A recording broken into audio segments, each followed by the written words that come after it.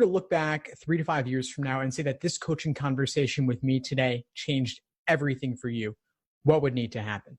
Someone told me recently, like, in anything in life, like, there's lots of ups and downs, but like the worst thing is for you to quit. So I guess for today to look back on it like 3 to 5 years ago, or 3 to 5 years from now, would be to say like I didn't quit, if that makes sense. Like it changed everything by the fact that I'm not quitting. Like it was encouraging conversation, if that makes sense.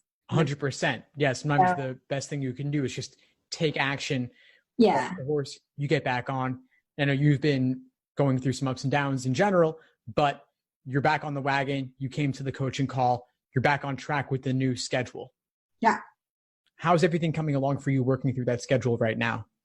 It's been great. So since we've talked with the mastermind thing, like I got some whiteboards, and just the fact of like putting it out in front of my face all the time has like really helped me accomplish more than I have ever in the past, if that makes sense. Like not that I didn't learn anything from before, but I think just having, I guess, the whole goals and like seeing everything in front of my face all the time now.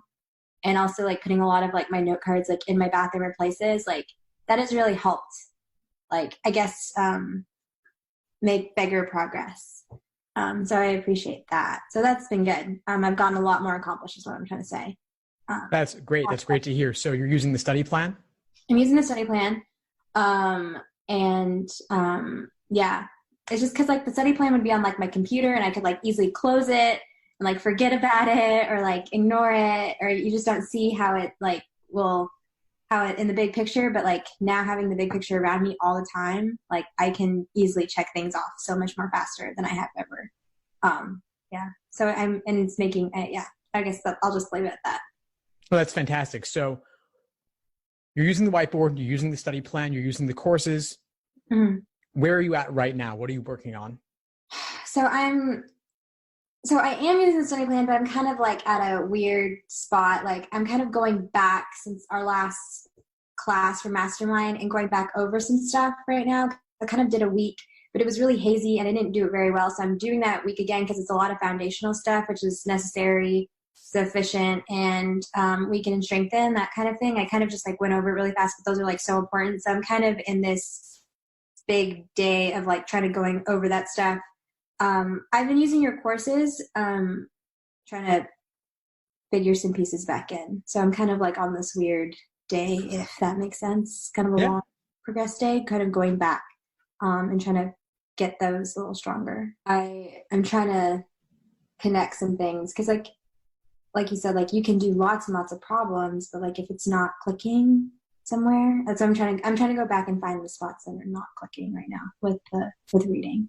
So if that makes sense. Sure. And I know one of the questions you had for me was about sufficient assumptions in predicting the answers, about logical reasoning. Do you want to talk about that a little bit? Yeah, I guess I know this is like a really big complaint for lots of people. It's just kind of the whole inference thing. Like, I guess that just comes with practice or something. I don't know. I just feel like when I am looking at these questions, I can see how logic games and logic reasoning like connect. I see that now.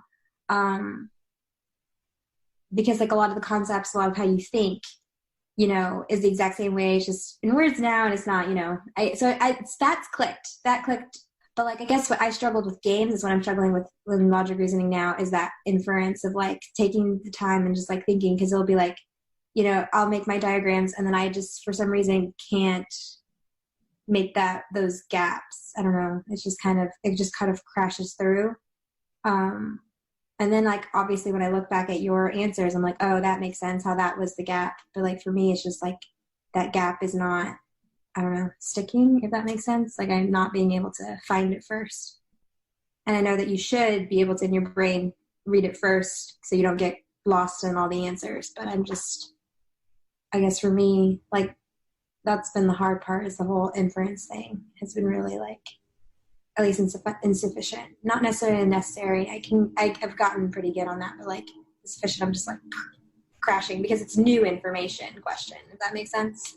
Yeah, it does. And sufficient assumption questions, they are one of those formal logic types that do relate back to logic games, where it actually is worth diagramming them. Yeah. To see those patterns. And so, like, if you have lots of So when I see like my necessary assumptions and then I find my sufficient, and there are lots of different sufficient assumptions, is that where like what I'm missing there is that I'm not seeing like, do I just pick one of them? Because not, I guess that doesn't make sense. So if there's 3 sentences and 1 and 2 have different sufficient assumptions, and then obviously the conclusion has its necessary, am I supposed to just pick 1 of 2 and go with it? Does that make sense? That didn't make sense at all. I'm just trying to figure this out in my brain of like, Yeah, sure. which sufficient am I supposed to link to the conclusion, if that makes sense? Well, here's how they really work. So you've got in the stimulus, you have evidence and conclusion, but the evidence is not fully justifying the conclusion. So you need new information in the form of the sufficient assumption that when combined with the evidence will guarantee the conclusion 100%. That's what you're looking for. So it's like if you had 1 plus X equals 3, what is X? Mm-hmm. X is that new information when combined with 1 would equal 3, which is of course 2. So in the stimulus, you don't have any sufficient assumptions there already. What you have there are different pieces of evidence. Mm-hmm. And in a lot of sufficient assumption questions, you actually have multiple conditional statements, which is what makes it more complicated at first. Yeah, I guess that's, yeah, no, I understand. That's where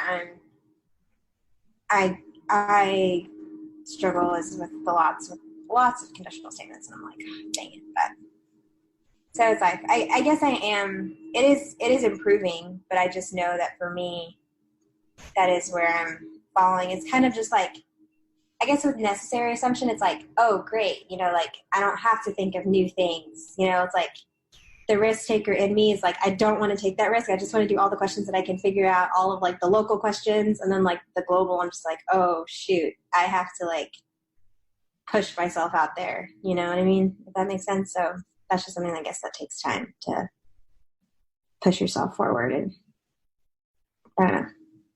Well, here's my recommendation for you, Jocelyn. As you're getting back on the wagon, as you're attacking this exam, I have videos inside the course on sufficient assumptions, and I have a big list of sufficient assumptions broken down by their exact formula, the underlying formula that will help you crack them open. Mm-hmm. So what I want you to do is take the next couple of days, just work through a couple of dozen of them using the formulas, practice diagramming them so you can see the underlying logic. Mm-hmm. And that'll give you the momentum to see, I can do this question type. I do know how to diagram it, and it'll keep you pushing forward. Yeah. Okay. Sounds good. Awesome. Now, I know you had some other questions for me as well, and I want to make sure we cover everything that's important for you. So you were asking about question types, working on a question type before learning everything about it. Yeah. I guess that it's like, at least in your schedules, it's very much like read all of this, watch this, and then do 30 or 20, whatever. I guess for me, it's like, I don't know if my perfectionism is coming out where it's like, oh, I don't understand this completely, so I just like shouldn't even go there, you know, because some days I'll have all day to be like, let's read everything. And then some days it's like life happens and then you have only a couple minutes or hours to read all that stuff. And then you should try to do as many problems as possible. Should you just attempt all of those problem types when you have a gist of it? Or should you really like understand, like have a really good head knowledge before you start doing the problem sets? That's what I'm trying to, it's very confusingly worded. But does that make sense? Like, because some days I don't have like the 2 to 3 hours to like sit there and like soak up everything. But should I just continue to do problem sets because that's where I'm learning? The more practice, if that makes sense, the more exposure. Practice is good, but theory comes before practice. Yeah. So maybe some days, instead of doing 30 problems of that type, what if you were to do a bit more reading on the theory and then do only 15 problems that day or 10 problems that day and then do a bit more tomorrow? Okay. I guess that's what I was just asking. Like, if you just recommend just like hitting it, just getting the gist and going for it, or actually like getting that theory really soaked in and then going, because it is kind of, because it's just frustrating sometimes of like how much you can handle, I guess, your brain, and sometimes, and how much time you have is that weird balance, if that makes sense. Like, sure. No, it's a balance, and we have real life to contend with. It's not like you want to spend 5 years studying for this, right? Yeah. So choose the source for theory that you like best. And of course, you can read chapters in a book. You can read the bite-sized articles on my site. You can watch the videos in the course. Pick whichever you like best and whichever you have the time for. Then do some problems. And then if you need more, then go back and read the other sources or watch the other sources that you haven't already looked at. Yeah. Okay. If you need it. But you won't always need to read every source for every single question type. Right. Of course. That answers my question. And then my last question is, obviously looking with the digital LSAT, like I know you have lots of like tips of like how to like prepare yourself, train yourself, you know. My thing that I'm running into is when I'm doing questions, like let's say I'm doing a whole section of logic games, would you, because like we're dealing obviously with the iPad on the side and then our book, would you like have one like write in permanent marker, like have like a little ABCD and then just continually erase it and then ABCD kind of thing? Or would you on each problem go ABCD? I guess this is what I'm trying to do as I'm about to get really close into doing full sections, like how to practice with the iPad feel / because it's before you could write in the book, you could cross out, but now it's like that split. There's a wall there, I guess. Yeah. What would you recommend? I totally know what you mean. The digital LSAT does have an ability to cross off on the tablet. Yeah. And when you cross off on the tablet, it grays out that text a little bit, like it de-emphasizes it. Mm-hmm. And also you can collapse answer choices as well if the text is going beyond the space on the screen.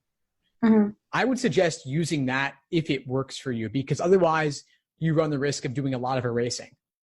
Let's say I could imagine that you wrote A, B, C, D, E in pen and then erase it in pencil, erase your markings in pencil after you make them, or you're writing A, B, C, D, E 100 times for the 100 approximate questions on the exam itself. Yeah. So you're saying do the second in pen, continue. Well, that was how I interpreted your question, right? Yeah. Like you could do it that way, but I don't love the idea of you spending lots of time erasing for every single question. I also wouldn't want you to write out A, B, C, D, E 100 times for all the questions on the exam. Yeah. So if you can get used to it, I would suggest crossing off on the tablet itself. If like for the actual like handbook tests, like these, would you just continue to still cross off in these? I guess like pretending like if it was the tablet, just not working on it. I think it's fine to cross off on the book for now. On the book for now. So on the book for now, I wouldn't draw any diagrams in the book or do any markings on the questions themselves because you can't do that on the digital LSAT. But since you can eliminate choices on the tablet itself, I'm okay with you crossing off on your books for now. Okay, good. Because like that's just something that I've been running into. I've been either erasing a lot and like kind of getting confused, or like then writing A, B, C, D, E like 100 times when I'm doing these sections, and I'm like, oh, there's got to be a more efficient way to do this and practice like if I did have a digital kind of thing. So yeah, just do it in the book or do it on a bubble sheet. Ideally, I'd say the book is better if you can, but I don't want you to spend all day erasing everything. Okay. And then also practice on the digital LSAT familiarization tool as well, so you can see exactly what crossing off on there is like. Yeah. Cool. That's kind of just something that I figured you had a better way than my non-effective way. Just try out different things and see what works for you. It's a process. That's it. So. Well, Jocelyn, this has been awesome. What would you say is the biggest insight you got from our call today? That theory matters, and so it's okay if it takes a second to do. Like you don't have to you can cut down on problems because theory matters. Obviously, more problems and theory would be great, but if time constraints, theory really does matter.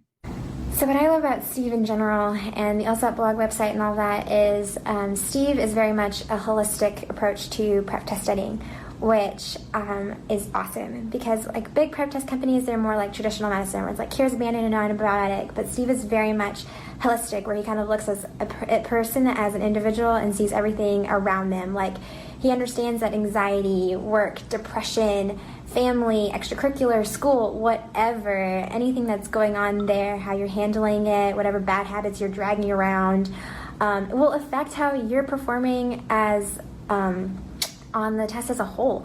And he doesn't just push that away or judge you or whatever. You can admit, you're struggling in these areas, and he totally has tools and wants to see you succeed, and he really does help you and help you keep going forward. And so I signed up for the Supreme level, and I was doing that for a while, kind of chipping at it. And then I got invited to be on the Mastermind group, and so I really thought like, oh, this is the next step of my prep test journey, and that's why I went for it. And so I've been working in this kind of big setting, chipping away at all the stuff that he's given, the schedules, I bought the guides and different, like, his explanations, which are great. I love how he explains things, not like how forums do. And now, it's getting that part of my journey of like, let's, target some areas, let's get into a smaller group, let's get that concentrated help, accountability through the Facebook group, whatever, reporting to Steve. That's kind of why I've signed up for the Mastermind, because it's like that next level in my journey. And so that's why I signed up for Mastermind. And so now, like Steve always says that like studying for the LSAT is a marathon, not a sprint. And I totally get that. I have ran some half marathons myself. And so I know personally, like, not every mile is the same. Some miles are like, awesome, I've got this. And some miles you've got like a cramp and you're dying. Or some miles you need to refuel, you got to switch it up or whatever. But Steve is there for every good and every bad mile, and he's totally not judgmental, and he's going to make sure that, one foot in front of the other keeps going, very much like a coach. And so I really love that, because it's all holistic. He sees the person and just helps you out, like, just really encouraging, really great website information and programs. And so, yeah, that's my experience.